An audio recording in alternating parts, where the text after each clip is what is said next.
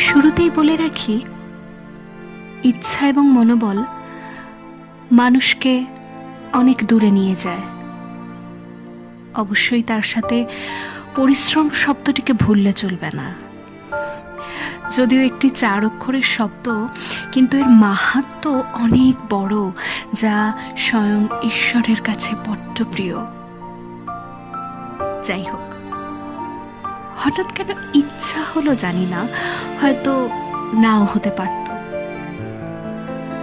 জীবনের খাতায় মানুষের এমন কিছু কথা বা স্মৃতির টুকরো বিজড়িত হয়, যা মানুষকে ইচ্ছার চরম সীমায় নিয়ে যায়।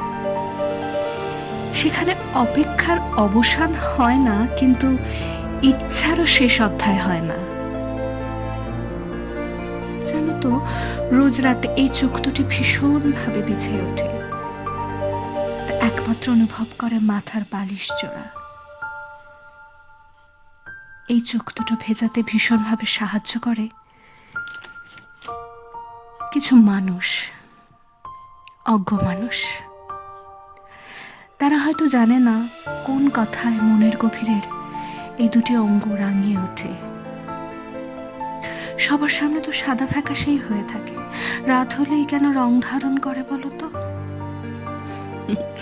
একটু বোকা বোকা শুনতে লাগলো, তাই না?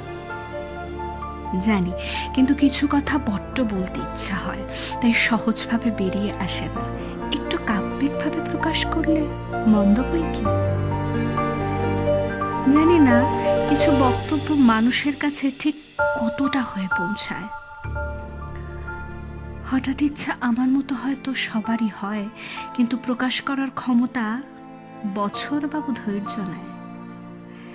ধৈর্যের বাধ্য ভাঙতেই হবে।